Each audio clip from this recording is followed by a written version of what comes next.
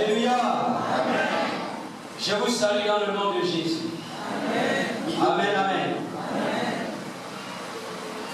Voilà, nous allons passer à la parole de Dieu. Nous voulons également saluer ceux qui viennent ici pour la première fois. Que Dieu vous bénisse.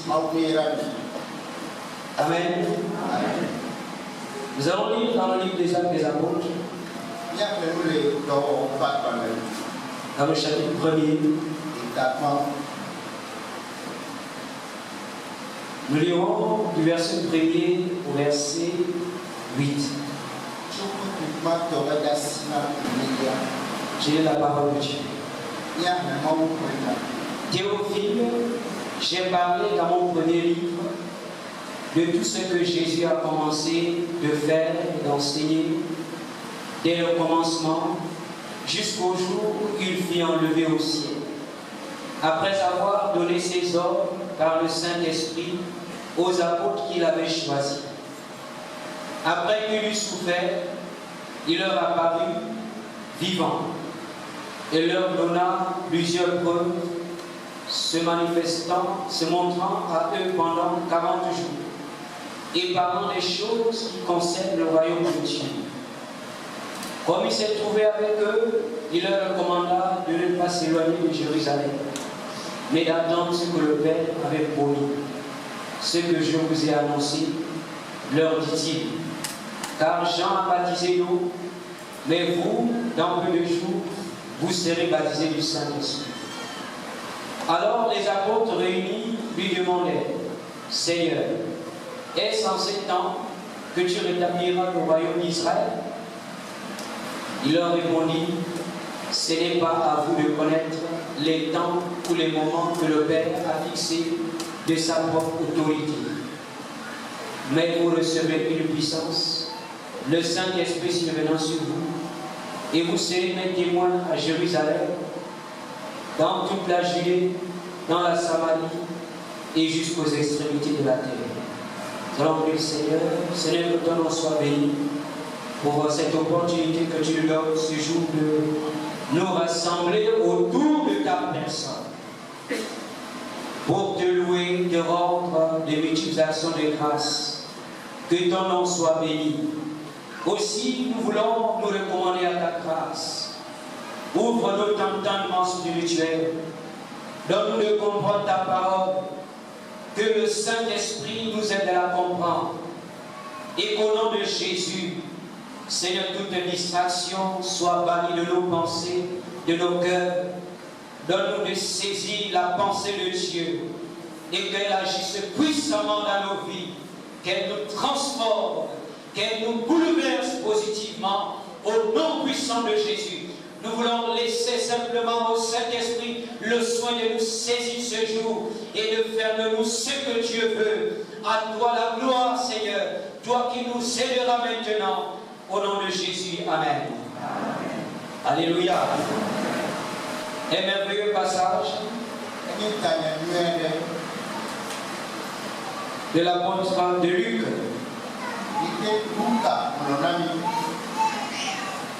Il écrit à Théophile, après avoir cherché des preuves sur la vie de Jésus,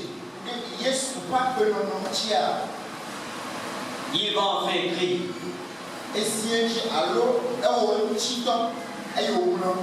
Pour montrer à Théophile que ce qu'il avait entendu sur la personne de Jésus, ce ne sont pas des fables, ce sont des choses réelles. Il avait eu des preuves. Et il va mettre ses preuves par écrit, afin d'attester à Théophile que ce que Jésus a fait sur la terre, que ce que Jésus dit, Théophile également peut vivre ces choses. Et dans le chapitre 1er, Il va parler de l'enlèvement. Comment Jésus va être enlevé. C'est un événement particulier pour la Bible. Quand Jésus va monter au ciel, c'est un événement particulier pour la Bible. Ce matin, je parlerai des 3 choses auxquelles les apôtres devaient s'attendre après le départ de Jésus. 3 choses. Pas beaucoup, 3 choses. Alléluia. Jésus va être avec ses disciples sur la montagne. Les disciples, eux, étaient des Juifs. Ils espéraient à l'indépendance du royaume d'Israël. C'est-à-dire qu'ils pensaient que Jésus, en tant que roi, venait pour rétablir ce royaume sur la terre.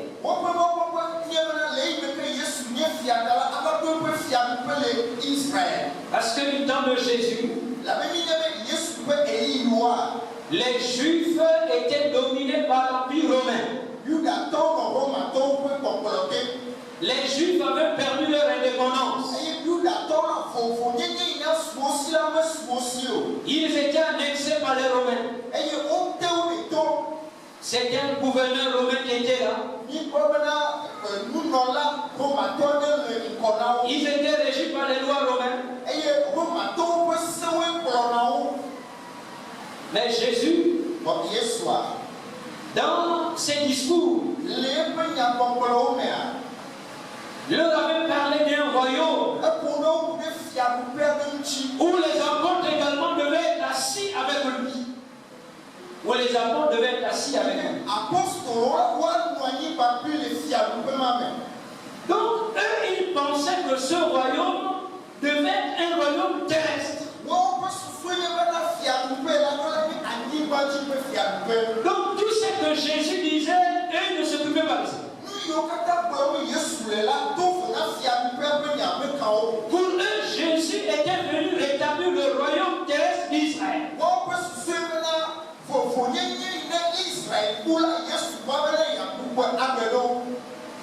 Jésus avait dit ceci à ses disciples. Je dispose d'un royaume pour vous, afin que vous soyez avec moi. Dans leur esprit, eux, ils pensaient que la venue du Saint-Esprit était liée au rétablissement de ce royaume.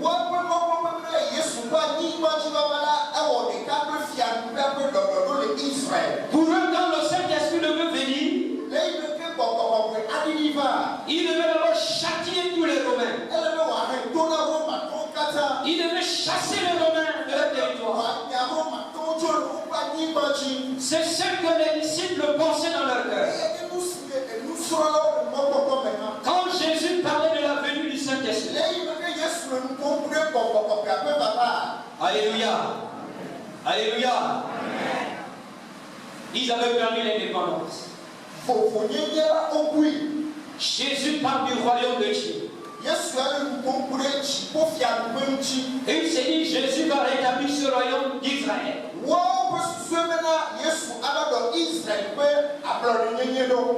Il n'avait pas compris de quel royaume Jésus parlait. Dans l'Ancien Testament, les 2 événements sont liés. La Bible parle de 2 événements simultanés. Ils sont à chaque fois cités ensemble. Donc il était normal pour eux qui connaissaient ces choses de poser la question à Jésus. Et sans ce temps-là, que tu rétabliras le royaume d'Israël. Et sans ce temps-là, mais après la venue du Saint-Esprit,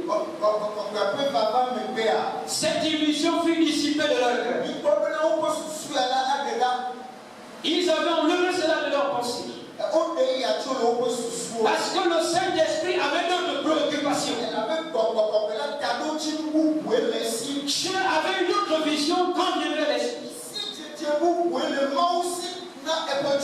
La vision de Dieu, quand il envoie l'Esprit, c'est pour que le monde soit gagné.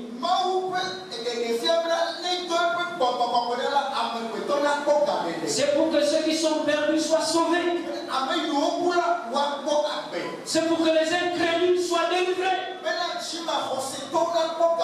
Mais les apôtres n'avaient pas compris l'Esprit ainsi. C'est pourquoi au verset 3, après qu'il eut souffert, Jésus leur apparut vivant. Jésus leur apparut comment? Vivant. Et leur donna plusieurs preuves.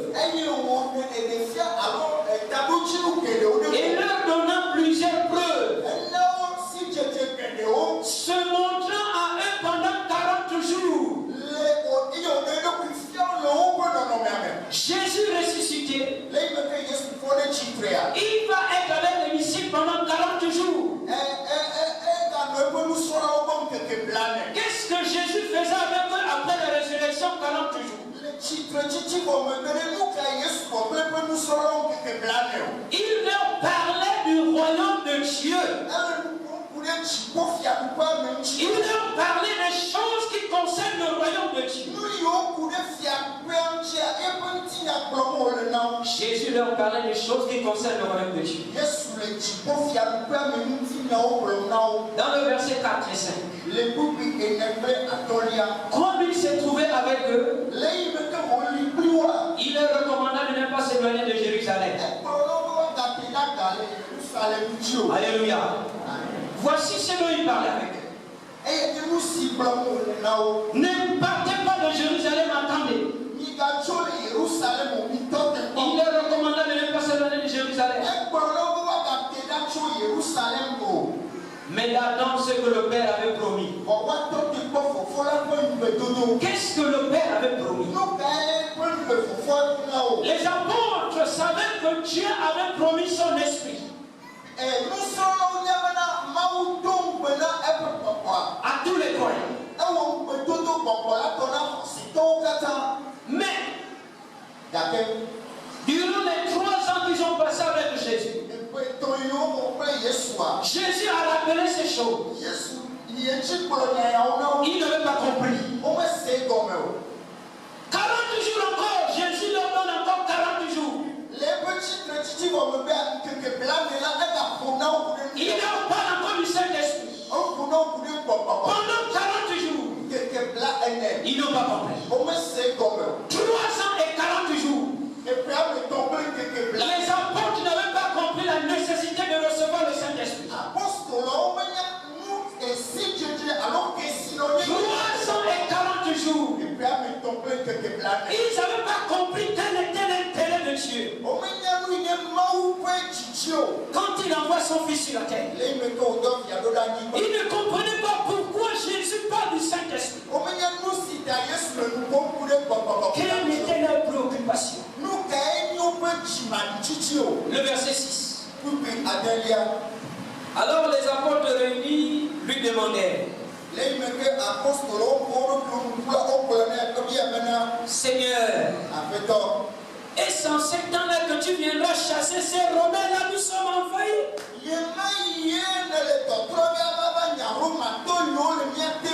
On ne peut plus aller au marché en paix, Seigneur. On ne mange plus en paix. Nous ne dormons plus en paix, Seigneur. La présence des Romains nous gêne. Est-ce que c'est à ce moment-là que tu vas chasser les Romains pour nous? Les disciples ne voulaient plus voir les Romains chez eux. Ils ne voulaient plus voir les Romains chez eux. Mais c'était une question légitime. C'était des nationalistes. Comment être dirigé par quelqu'un qui n'est pas de nous? Ils nous imposent leur loi. Ils nous imposent leur manière de vivre. Et quand tu viens nous parler des choses du royaume de Dieu, alors je te dis, eux, ils vont faire le lien entre le Saint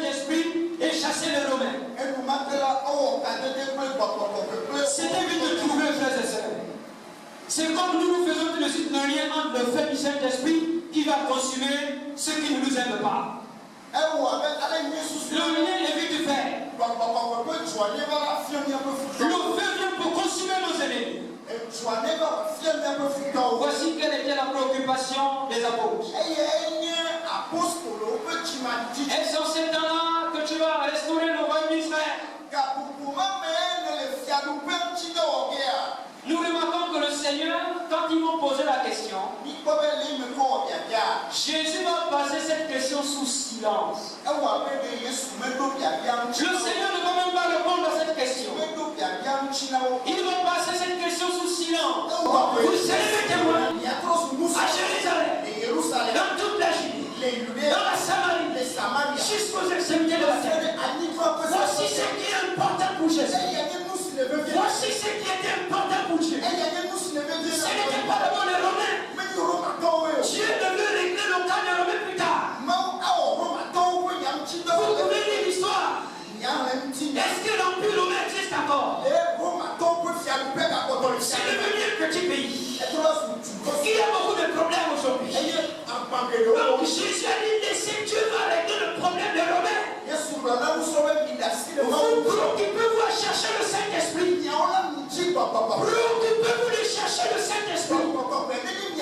Parce que le Père a déjà promis. Ce que le Père a promis, il envoie toujours. Alléluia. Alléluia. Alléluia. Il y a des Romains parmi nous, frères et sœurs. Beaucoup sont envahis par les Romains. Je ne sais pas quel est le Romain qui règne dans ta vie. Je ne sais pas quel est le Romain qui t'empêche de chercher le Saint-Esprit. Les apôtres, 3 ans j'étais avec Jésus. Jésus parle des choses qui concernent le royaume de Dieu.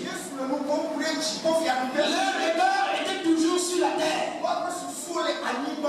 Alors que Jésus les avait déjà transportés dans le royaume du Père. Et ils étaient encore citoyens d'Israël. Au lieu d'avoir la seconde nationalité, citoyens du ciel, co-héritiers avec Jésus-Christ. Alléluia. Co-héritiers avec Christ. Oui, l'héritage de Christ était le Saint-Esprit. C'est pourquoi nous les sommes baptêmes. Dieu va faire descendre sur lui l'esprit sous la forme d'une colombe. Pendant 3 ans, il dit aux apôtres, il parle des choses du royaume de Dieu. Et il ajoute la venue du Saint-Esprit. Que ces hommes connaissaient déjà.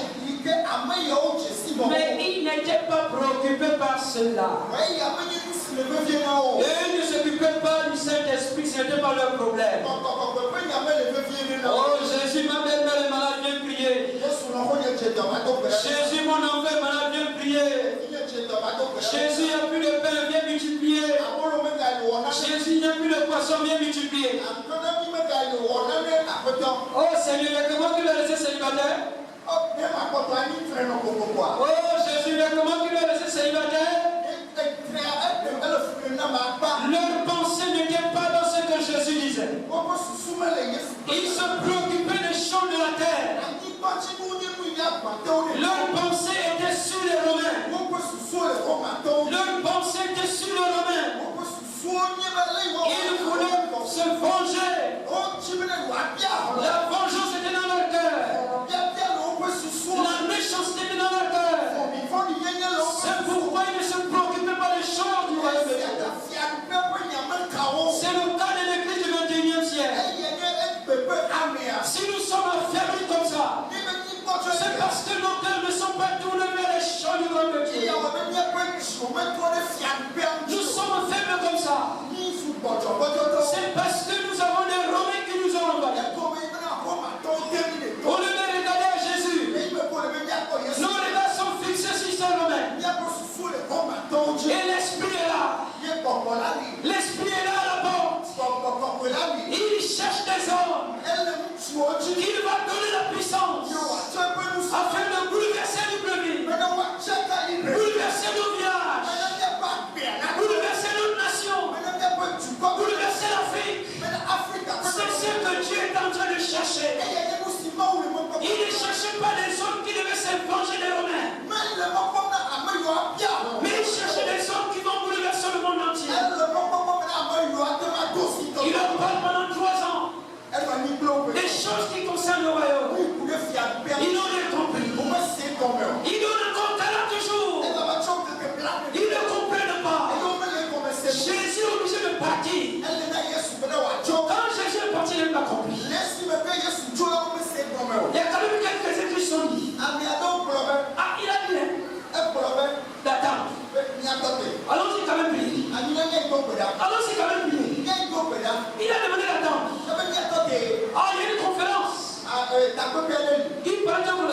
ça. Alors c'est quand même bien. Alors c'est quand même bien. Au sortir de la conférence, il y a ceux qui sortent les mains. Il y a ceux qui le sortent seulement de frisson. Mais parce que le cœur n'est pas prêt. Le cœur n'est pas prêt. Le cœur ne cherche pas les choses du royaume de Dieu. On ne peut pas recevoir la bénédiction.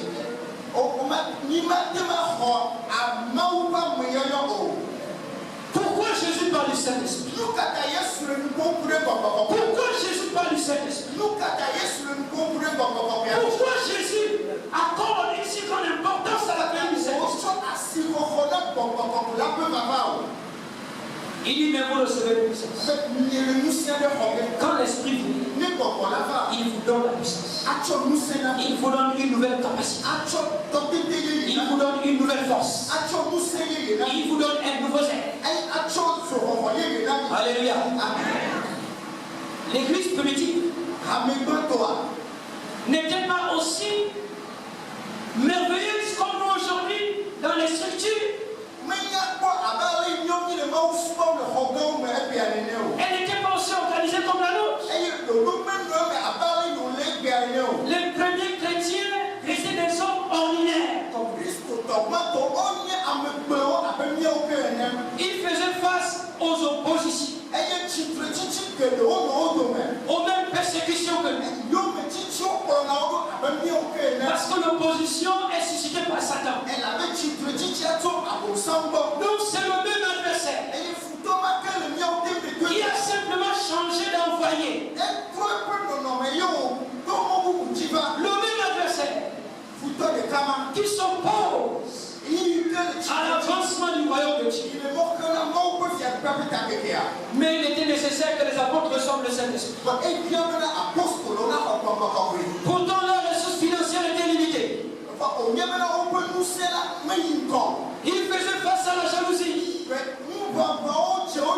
Ils se réunissaient dans les maisons. Nous aujourd'hui nous sommes dans un temps. Nous avons même quelques ventilateurs pour nous donner un peu de frère. Alors qu'est-ce qui nous empêche de recevoir le Saint-Esprit? C'est une chambre climatisée. Pourquoi ne pas se retirer chercher le Saint-Esprit? Et ils avaient la superstition entre leurs mains. Les gens pensaient qu'ils étaient des magiciens. Ils luttaient contre le légalisme des Romains. Ils affrontaient le paganisme de leur temps comme aujourd'hui. Ils affrontaient Satan, qui se manifestait par beaucoup de choses. Alléluia. Pourtant ils étaient des hommes ordinaires. L'église qui est équipée du Saint-Esprit est une église missionnaire. Les chrétiens équipés du Saint-Esprit, ce sont des gens qui témoignent. Avant qu'on ne vous donne les méthodes pour témoigner de Jésus, lui il vous donne ses capacités avant.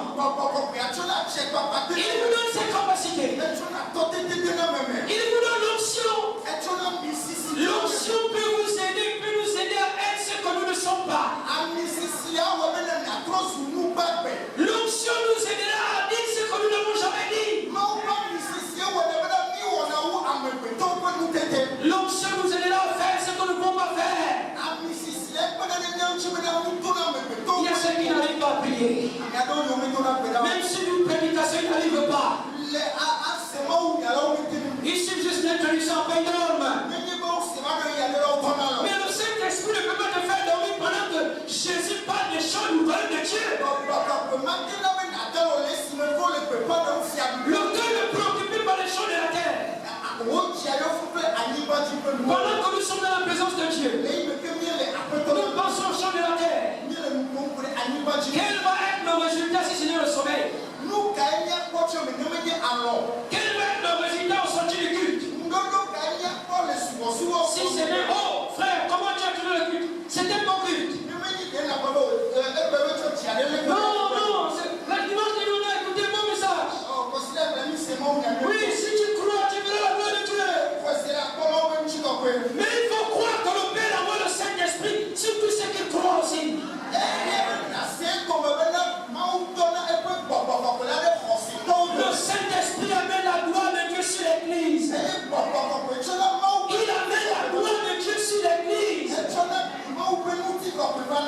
Voici ce que l'Esprit peut faire. Lisons le verset 8 pour terminer.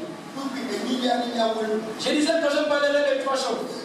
Aucun des apôtres devait s'attendre après le départ de Jésus. Mais vous recevez une puissance. Mais vous recevez une puissance. Mais vous recevez une puissance. Quand l'Esprit viendra sur vous. Quand l'Esprit viendra sur vous, il va vous donner une autre force. Pour faire ce que vous n'avez jamais fait avec Dieu. Pour dire ce que vous n'avez jamais dit avec Dieu. Vous allez parler de Jésus. Même à n'importe qui vous parlerez de Jésus. Parce que c'est le plein d'esprit de timidité que Dieu nous a donné. C'est un esprit de force. C'est un esprit de force. Vous allez être brûlés pour Dieu. Vous allez recevoir le Saint-Esprit. C'est la première chose. Il devait s'attendre à la venue du Saint-Esprit. Et c'est ce qui les a amenés à les prier. C'est cette promesse qui les a conduits à la chambre haute. Ils sont allés prier parce qu'ils s'attendaient à la venue du Saint-Esprit. Les promesses de Dieu nous donnent notre comportement. Les promesses de Dieu nous font changer d'attitude. Lorsque le cœur veut les promesses de Dieu, on rentre dans la prière pour les saisir, pour les expérimenter, pour les vivre, pour les savourer. Lorsque la promesse est là, on ne devient pas paresseux. On ne pense plus à autre chose. Si Dieu que le Saint-Esprit est plus que l'argent. Si Jésus avait laissé l'argent de part du Saint-Esprit, oh, il y a ce qui générait du 1er janvier au 31 décembre sans manger ni boire. Parce que nous ne connaissons pas la valeur du Saint-Esprit. Jésus savait pourquoi il envoie le Saint-Esprit. La deuxième chose, mais vous recevez une puissance. Vous allez recevoir une nouvelle force. Hier, je sais que tu m'avais trahi. Je sais que tu m'avais trahi. Tu m'as trahi 3 fois. Mais quand tu vas recevoir mon esprit, il va te donner une nouvelle puissance. Tu ne seras plus l'ancien Pierre. Mais tu deviendras un homme nouveau. Tu vas transformer Jérusalem avec ma puissance. Personne ne te résistera. Tu parleras de nos pas. Les gens vont se convertir. Et lorsque Pierre a reçu le Saint-Esprit, il va annoncer Jésus. Il va proclamer le royaume de Dieu. Des milliers de gens vont se convertir. Ils iront de ville en ville, de village en village, parlant de Jésus ressuscité. Alléluia. La dernière chose, vous serez mes témoins. Pierre n'était pas encore témoin de Jésus. Il était juste accompagnateur. 300 000 ans. Il a seulement accompagné Jésus. Jésus lui a encore donné 40 jours. Jésus lui a encore donné 40 jours. Et après les 40 jours, Pierre va décider d'aller à la chambre pour aller chercher. Allez demander à Dieu ce qu'il avait promis, le Saint-Esprit. Alors Pierre est devenu témoin de Jésus. Je vais lui poser la question ce matin. Sommes-nous chrétiens ou témoins de Jésus? Oh, nous chantons souvent. Je suis fier d'appartenir à Jésus. Oh, les mamans, j'aime bien comment vous chantez ce cœur. Vous faites tellement le mal avec Satan. Vous dites à Satan, je suis fier d'appartenir à Jésus. Mais qui dit là, je suis fier d'être le témoin de Jésus. Oh, ce n'est pas facile d'être le témoin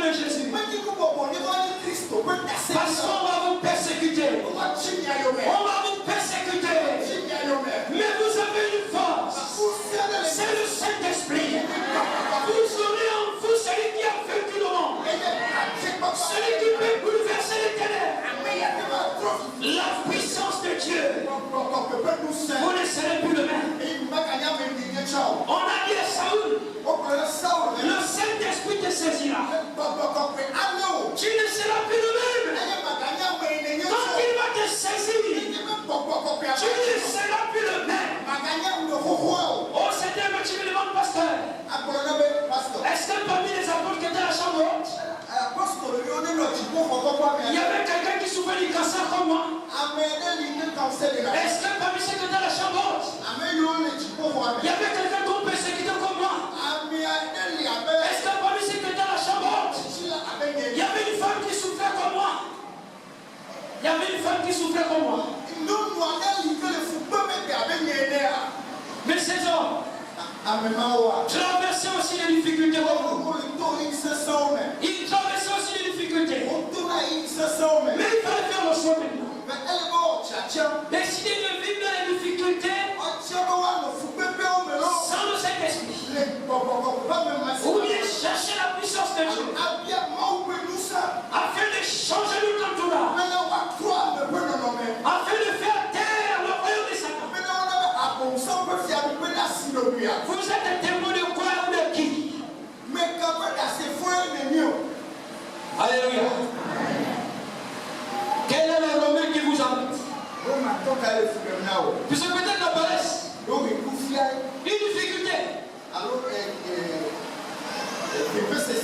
Bientôt nous allons ouvrir la chambre haute ici. Est-ce que nous trouverons des hommes qui viendront chercher le Saint-Esprit pour être des témoins de Jésus? Trouverons-nous des femmes qui viendront chercher le Saint-Esprit? Ou bien vous attendez la prochaine conférence? C'est là où vous allez parler en langue. Après la conférence, vous allez parler en langue.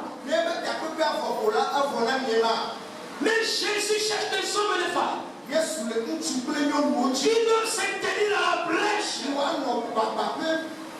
prier pour chercher et recevoir le Saint-Esprit de Dieu.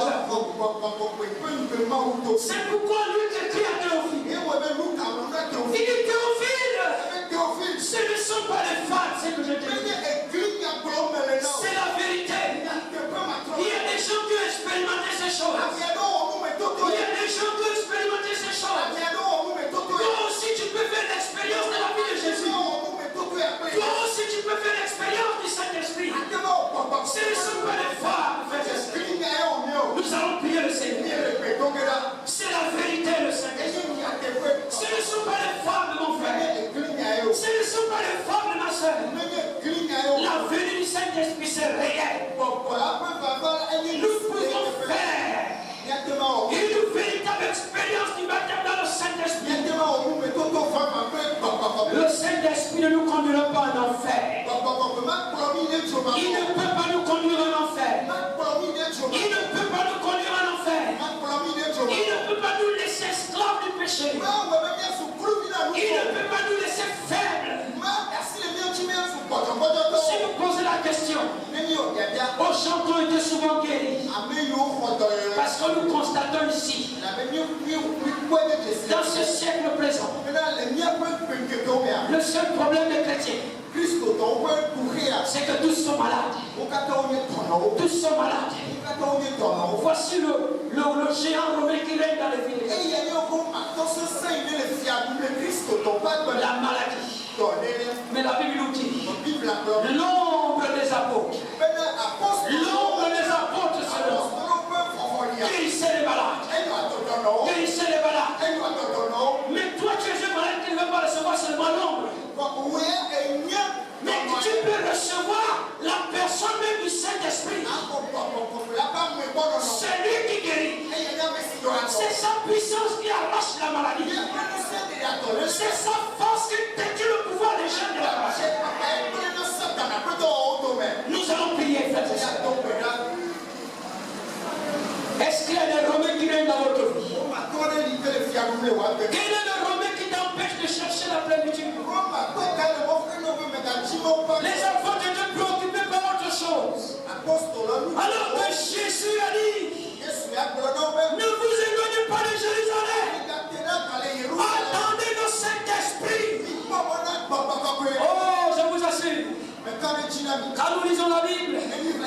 Les apôtres n'en ont témoigné. Oh, c'était l'échec sans le Saint-Esprit.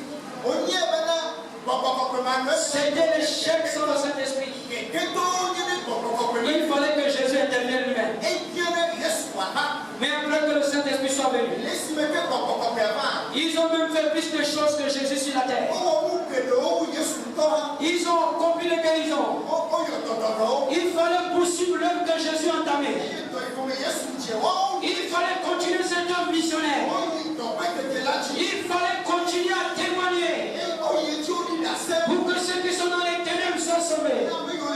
Pour que ceux qui sont perdus soient délivrés. Oh, tu dis que c'est tellement sérieux, je connais quelqu'un. Il est tellement incrédule. Je ne sais pas qu'est-ce que je dois dire de cette personne. Maintenant, cherche le Saint-Esprit.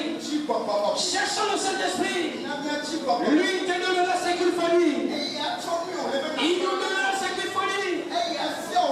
Les églises ont besoin de femmes et de hommes qui témoignent. Jusqu'à présent, vous avez accompagné Jésus à la semaine de Lausanne. Jusqu'à présent, vous avez accompagné Jésus dans la semaine de Lausanne. Peut-être que vous avez fait plus de 3 ans. Jésus, vous allez vous donner encore 40 jours, il vous donne seulement ce matin. Pour que votre cœur se tourne vers Dieu. Si votre cœur est tourné dans le péché, si votre cœur est tourné dans les choses de ce monde, Dieu vous donne la possibilité de vous tourner vers lui maintenant. Dieu nous donne la possibilité de tourner le cœur vers lui ce matin. C'est l'occasion que Dieu nous donne. C'est l'occasion que Dieu nous donne. Oui, frères et sœurs, que cela ne soit pas seulement pour ce jour. Et l'engagement que nous prenons de chercher le réveil. Cherchez le réveil. Cherchez le réveil. Voici un bon sujet de prière. Seigneur,